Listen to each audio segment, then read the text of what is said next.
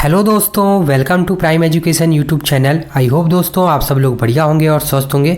दोस्तों आज के इस वीडियो में हम आपकी एडकेट अभ्यास पुस्तिका कक्षा 8वीं विषय आपके गणित में आपका अध्याय नंबर 5 वर्ग और वर्गमूल, इस अध्याय में आपके जितने सभी प्रश्न दिए उनको इस वीडियो में हल करेंगे। सभी प्रश्न के जो सटीक हल है वो इस वीडियो में जानेंगे। हमारा इस वीडियो में ये उद्देश्य रहेगा कि हम जो सभी प्रश्न को काफ़ी अच्छे से समझें। केवल जो है हमें हमारी बुक में उतारना ही जो हमारा इस वीडियो का उद्देश्य नहीं रहेगा। तो आप जो है सभी प्रश्नों को काफ़ी अच्छे से समझने की कोशिश कीजिएगा। तो चलिए बिना किसी देरी के वीडियो की शुरुआत करते हैं। सबसे पहले देखिए आपको यहाँ दिया है अध्याय नंबर 5 वर्ग और वर्गमूल। आपको इस अध्याय में वर्ग और वर्गमूल के बारे में बताया गया है। तो देखिए सबसे पहले यहाँ आपको कुछ बेसिक जो है चीज़ें दी गई हैं इस अध्याय के बारे में। जैसे आपको वर्ग क्या होता है वो बताया गया है, वर्ग किस तरीके से निकाला जाता है, ये सभी चीज़ें आपको यहाँ बेसिक दी गई हैं। इसके बाद आपको यहाँ जो है इस तरीके से बताया गया कि वर्ग का जो क्षेत्रफल होता है वो क्या होता है। तो वर्ग का क्षेत्रफल का जो सूत्र होता है वो हमें जो है आगे भी जो प्रश्न हम करेंगे उसमें काम आने वाला है। तो हम याद रखेंगे कि वर्ग का जो क्षेत्रफल होता है वो होता है भुजा गुणा भुजा या भुजा का वर्ग। ये जो है सूत्र हमें जो है याद रखना है। इसी प्रकार से यहाँ कुछ और आपको जो है चीज़ें यहाँ दी गई हैं इस तरीके से कि क्षेत्रफल किस तरीके से निकाला जाता है। हम जो है सीधे इसमें जो प्रश्न है उनके माध्यम से उनको समझेंगे। ठीक है, तो आगे बढ़ते हैं हम। यहाँ आपको देखिए कुछ जो है संख्याओं के वर्ग भी दिया गया है आपको। यहाँ आपको देखिए 20 तक के जो है सभी वर्ग दिया गया है ताकि आपको जो है आपका जो आप अध्याय करेंगे उसमें जो प्रश्न को हल करेंगे उनमें आपको आसानी हो।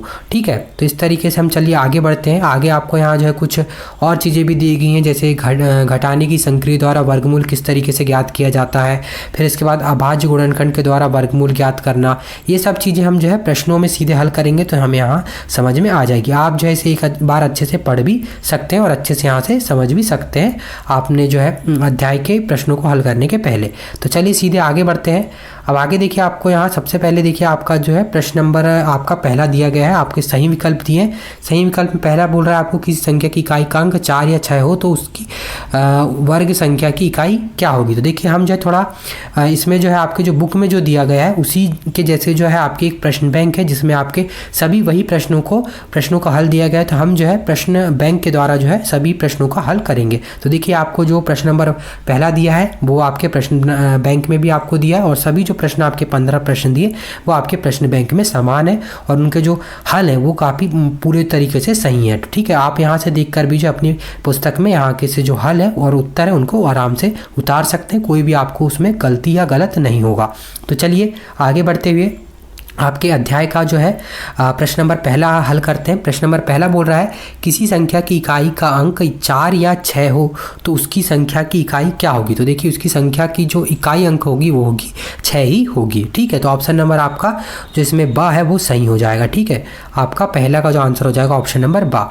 अब प्रश्न नंबर 2 है पूर्ण वर्ग संख्याओं के अंत में शून्यों की संख्या होगी तो शून्यों की संख्या कैसी होगी, सम होगी। ठीक है, अब इसके बाद प्रश्न नंबर 3 है किसी 6 सेंटीमीटर भुजा वाले वर्ग का क्षेत्रफल क्या होगा।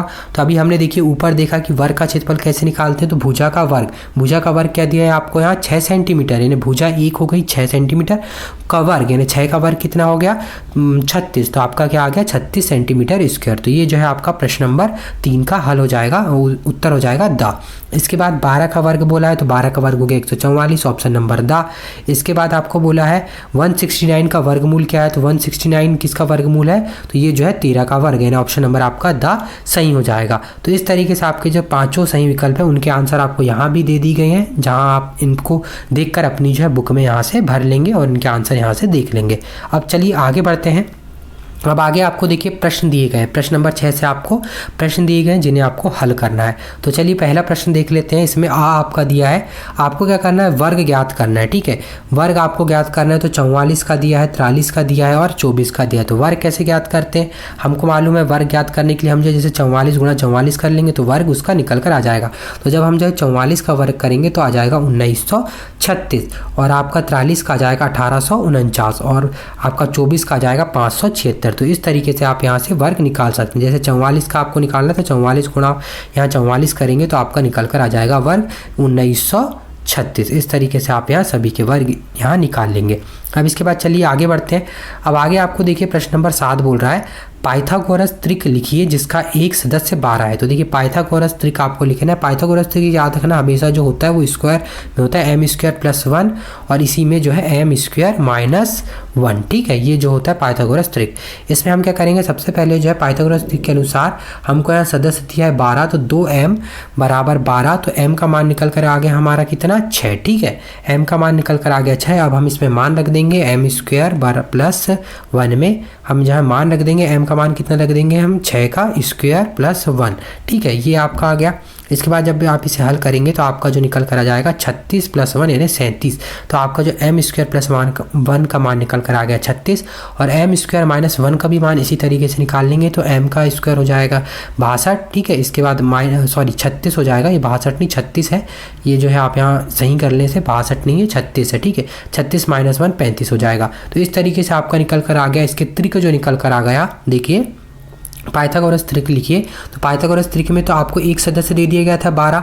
ठीक है, अब चूंकि 2 और सदस्य निकालना था इसलिए हमने यहाँ 2m लगाया था। ठीक है, अगर हमको और ज़्यादा निकालना होता तो हम यहाँ ज़्यादा लगाते, लेकिन यहाँ त्रिक बोला है तो हम 2 ही जो है सदस्य के बारे में जो है इसका निकालेंगे, सॉल्व निकालेंगे। तो ठीक है, तो पहला सदस्य हो गया 12 और 2 सदस्य हमने निकाल लिए कौन कौन से, एक निकाल लिए 35 और एक निकाल लिए 37। तो इस तरीके से जो है प्रश्न नंबर आपका यहाँ 7 का पूरा जो है हल हो जाएगा। ठीक है, ये हो गया आपका प्रश्न नंबर 7 का हल और उत्तर। अब इसके बाद आगे बढ़ते हैं। अब आगे देखिए आपको प्रश्न नंबर 8 दिया है अभाज्य गुणनखंड विधि से दी गई संख्या के वर्गमूल ज्ञात कीजिए। 2 संख्याएं दी गई हैं 1296 और 289। ठीक है, तो इनमें से आपको क्या करना है, इनका अभाज्य गुणनखंड विधि द्वारा जो है आपको संख्याओं का वर्गमूल ज्ञात करना है। तो कैसे निकालते हैं अभाज्य गुणनखंड विधि द्वारा, तो इस तरीके से हम जो यहाँ अभाज्य गुणनखंड विधि द्वारा निकालते हैं। हम सबसे पहले सबसे छोटी संख्या का जो है उस संख्या में भाग देते हैं। जैसे 2 में 1296 में हम सबसे छोटी संख्या किसका भाग जाएगा, 2 का जाएगा। उसके बाद 648, इसी प्रकार से हम आगे बढ़ते बढ़ते जाएंगे। जैसे 162 में सबसे छोटी संख्या किसका जाएगा, 2 का। फिर 81 में अब 2 का नहीं जाएगा, उससे बड़ी संख्या कौन सी हो जाएगी, 3 का जाएगा। इस तरीके से आपको ये जो है ये चीज़ें काफ़ी आसान है। तो इस तरीके से जो है अभाज्य गुणनखंड विधि द्वारा हम निकालेंगे तो ये आपका जो है 1296 का आपका यहाँ अभाज्य गुणनखंड विधि द्वारा वर्गमूल निकल जाएगा। इसी तरीके से इसे हम आगे बढ़ाते हुए क्या करेंगे, अब हमारे जो भी यहाँ निकल कर आए ये सभी जितने भी, उनको हम करनी में लेंगे। करनी में लेने के बाद जो जितने भी जोड़े बनेंगे उनको हम बाहर निकाल लेंगे। जैसे यहाँ 2 का जोड़ा बन गया, यहाँ 2 का, यहाँ 3 का और यहाँ 3 का। तो ये बन गया हमारा 2, एक निकल गया जोड़े से, एक निकल गया 2 और एक 3, 2 जो निकल गया, इनका हम गुणा करेंगे तो हमारा जो वर्गमूल निकल कर आएगा 36। यानी 1296 किसका वर्ग है, 1296 जो है 36 का वर्ग है। ये जो है आपका अभाज्य गुणनखंड विधि द्वारा आपका जो है गुणनफल निकल कर वर्गमूल निकल कर आ जाएगा।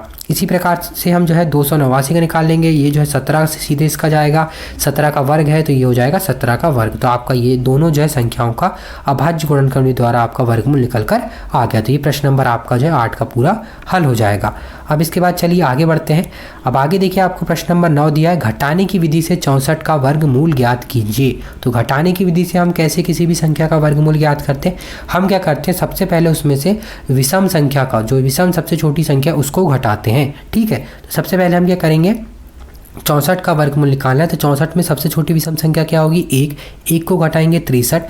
फिर जो 63 आएगी उसमें से उसकी बड़ी विषम संख्या, जैसे 1 की अगली बड़ी विषम संख्या क्या हो जाएगी, 3। ठीक है, तो 3 के बाद हम क्या करेंगे, 3 को घटा देंगे। 63 में से जो है 3 को घटाएंगे तो 60 आएगा। फिर 3 से अगली बड़ी जो है विषम संख्या को जो ये 60 आएगा उससे घटा देंगे। इस तरीके से हम जब तक घटाएंगे जब तक शून्य नहीं आ जाता। तो हमारा जो है शून्य आ जाएगा हमारा यहाँ, ये 15 में से हम आखिरी में से 15 को घटाएंगे तो शून्य आ जाएगा। तो हमारा जो इस प्रश्न का हल निकल कर आ जाएगा कि 64 में से क्रमशः 8 विषम संख्याएं, देखिए आप यहाँ गिन लीजिए, यहाँ देखिए 5 हो गई। ठीक है, और यहाँ जो है ये 3 विषम संख्या हो गई। तो 8 विषम संख्याओं को घटाने पर 0 प्राप्त होता है। अतः 64 का वर्गमूल कितना हो गया, 8 हो गया। यानी आप यहाँ गुणा भी कर लेंगे तो आपको आ जाएगा, यहाँ निकल कर आ जाएगा कि 8 का जो वर्गमूल है वो कितना है, 64। 8 गुणा 8 कितना हो गया, देखिए 8 गुणा 8 कितना हो गया, 64 हो गया। तो ये जो है आपका क्रमशः आप यहाँ इसमें उत्तर में पूरा इस तरीके से लिखेंगे कि 64 में से क्रमशः 8 विषम संख्याओं को घटाने पर 0 प्राप्त हुआ, अतः 64 का वर्गमूल 8 है। तो ये आपका प्रश्न नंबर यहाँ पूरा जो है ये 9 का हल हो गया। आप यहाँ से इतना उतार लेंगे यहाँ तक, फिर इसके बाद आगे से यहाँ से आप जो है यहाँ से उतार लेंगे और ये आपका उत्तर हो जाएगा। अब इसके बाद चलिए आगे बढ़ते हैं। अब आगे देखिए, अब आपको प्रश्न नंबर 10 दिया है, वह सबसे छोटी संख्या ज्ञात करना है आपको जिससे 600 को भाग देने पर वह पूर्ण वर्ग संख्या बन जाएगी। तो हम क्या करेंगे, अभाज्य गुणनखंड विधि द्वारा इस तरीके से सभी इसको जो है तोड़ लेंगे। ठीक है, तो हमारा जब इसके बाद तोड़ने के बाद हम जब इसके गुणनखंड बनाएंगे तो एक 2 का निकल जाएगा, एक जोड़ा बन जाएगा, एक 5 का जोड़ा बन जाएगा। तो ये 2 का जोड़ा बन के एक 2 निकल कर आ गया, एक 5 निकल कर आ गया, और 2 का गुणा 6 में हो गया, 2 का गुणा 3 में हो गया, तो ये आ गया 6। ठीक है, तो ये आ गया। इसके बाद हम क्या करेंगे, इसे भाग दे देंगे इस तरीके से। तो 6 में आप जब 600 का भाग देंगे तो 100 बार जाएगा, और जब इसमें से आप घटाएंगे तो यहाँ क्या बचेगा, 2 0। तो यहाँ आप लिखेंगे उसके इसका हल, और इसके उत्तर में लिखेंगे कि 6 का भाग देने पर संख्या जो है पूर्ण वर्ग बन जाएगी। तो ये जो है आपका प्रश्न नंबर ये 10 का उत्तर हो जाएगा। ठीक है, कि 6 का भाग देने पर संख्या पूर्ण वर्ग बन जाएगी। ठीक है, ये हो गया आपका प्रश्न नंबर यहाँ 10 का हल। अब इसके बाद प्रश्न नंबर 11 है। प्रश्न नंबर 11 में आपको कुछ नहीं करना है, भाग विधि द्वारा 625 का वर्गमूल ज्ञात करना है। 625 किसका वर्ग है, 625 जो है 25 का वर्ग है। तो इस तरीके से आप यहाँ देखकर इसका जो हल यहाँ से उतार लेंगे तो आपका जो आ जाएगा 25 जो है आपका वर्गमूल आ जाएगा 625 का। ठीक है, तो इस तरीके से प्रश्न नंबर ये 11 का हल हो जाएगा। इसके बाद चलिए आगे बढ़ते हैं। अब आगे देखिए प्रश्न नंबर 12 दिया है आपको, वह सबसे छोटी संख्या ज्ञात कीजिए जिसमें 200 को गुणा करने पर वह एक पूर्ण वर्ग संख्या बन जाएगी। तो इसमें भी हम क्या करेंगे, अभाज्य गुणनखंड विधि द्वारा 200 को तोड़ लेंगे, उसके गुणनखंड निकाल लेंगे। इसके बाद जितने भी जोड़े बन रहे हैं उनको हम जो है करनी में डालकर उन्हें बाहर निकाल लेंगे। ठीक है, तो 200 बराबर 2 2 2।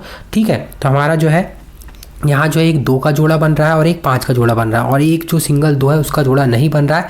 तो यहाँ आ जाएगा हमारा कि 2 का युग्म पूर्ण नहीं है। आप इसके जो है हल में इस तरीके से ही लिखेंगे कि 2 जो है का युग्म जो है पूर्ण नहीं, अर्थात 2 से गुणा करेंगे तो हमारा जो है पूर्ण वर्ग बन जाएगा। जैसे ही देखिए हमारी जो संख्या दी थी 200, उसमें हम 2 का गुणा करेंगे तो ये 400 जो है पूर्ण वर्ग बन गया। ये जो है 20 का वर्ग है। ठीक है, तो ये जो है आपका इस तरीके से आप यहाँ पूरे इसके उत्तर में और हल में इस तरीके से लिखेंगे। ठीक है, तो ये आपका प्रश्न नंबर 12 का हल हो गया।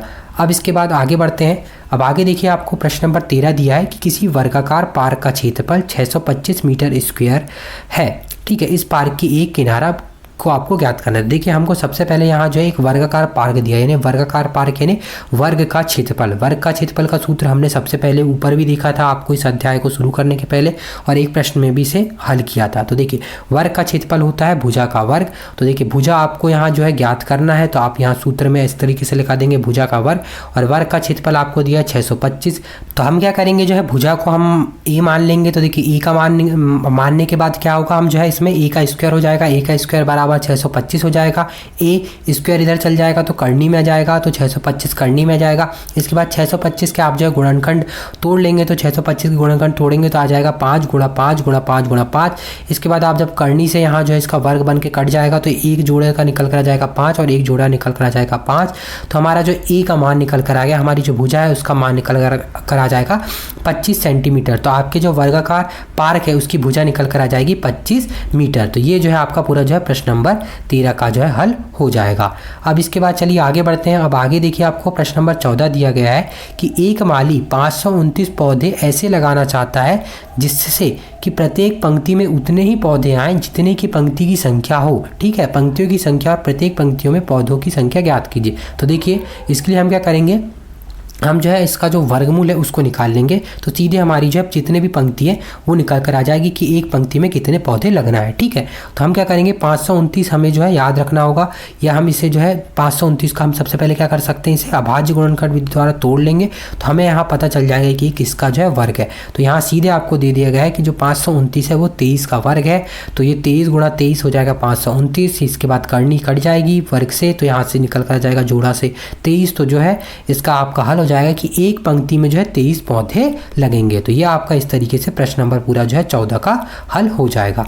अब इसके बाद चलिए आगे बढ़ते हैं। अब आगे आपको आखिरी जो है प्रश्न नंबर 15 दिया है। अब दोस्तों प्रश्न नंबर 15 सॉल्व करने के पहले मैं आपको एक महत्वपूर्ण चीज़ बता दूं कि देखिए अभी तक हमने जो आपका जो अध्याय नंबर 5 है वर्ग और वर्गमूल, इसमें आपके प्रश्न नंबर 14 तक जो सभी प्रश्न हैं उनको आसान तरीके से समझा, आसान तरीके से हल किया। उम्मीद करते हैं कि आपको यहाँ तक प्रश्न नंबर 14 तक सभी जो प्रश्न है वो समझ में भी आ गए होंगे। अब दोस्तों आपको क्या, अगर आपको इसके अगला जो अध्याय है अध्याय नंबर 6, उसका भी आपको इसी तरीके से सरल तरीके से आपको जो सभी प्रश्न है उनका हल देखना है, पूरा जो अध्याय है उसका संपूर्ण हल देखना है। तो आप क्या करेंगे, इस वीडियो के नीचे, आप ये जो वीडियो देख रहे हैं इसके नीचे आप देखिए, जैसे डिस्क्रिप्शन में जाएंगे, जैसे ही देखिए आप यहाँ मोर पर क्लिक करेंगे तो आपके सामने जो है इस वीडियो का डिस्क्रिप्शन खुल जाएगा, जहाँ आपको जिसका अगला अध्याय है, अध्याय नंबर 6, उसके जो वीडियो की लिंक है वो आपको यहाँ मिल जाएगी। एडकेट अभ्यास पुस्तिका कक्षा 6 अध्याय नंबर, कक्षा 8 गणित अध्याय नंबर 6, इस नाम से आपको जो देखिए यहाँ वीडियो की लिंक मिल जाएगी, जहाँ आप इस वीडियो की लिंक पर क्लिक करके अगला जो अध्याय उसका इसी तरीके से सरल रूप से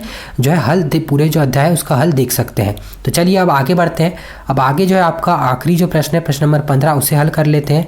प्रश्न नंबर 15 बोल रहा है आपका, वह सबसे छोटी संख्या ज्ञात कीजिए जो 4, 9 और 10 प्रत्येक से विभाजित हो जाए। तो इसमें हम क्या करेंगे, 4, 9, 10 इनको क्या करेंगे हम, जो अभाज्य गुणनखंड विधि द्वारा सबको विभाजित करेंगे। तो सबसे पहले क्या करेंगे हम, अभाज्य गुणनखंड विधि के द्वारा सबसे जो छोटी संख्या है उससे हम जो है इसका भाग देंगे। तो सबसे छोटी संख्या क्या आ जाएगी, 2 आ जाएगी। 2 से देखिए 4 का जाएगा, 9 का नहीं जाएगा तो उसको जैसा का वैसा रख देंगे।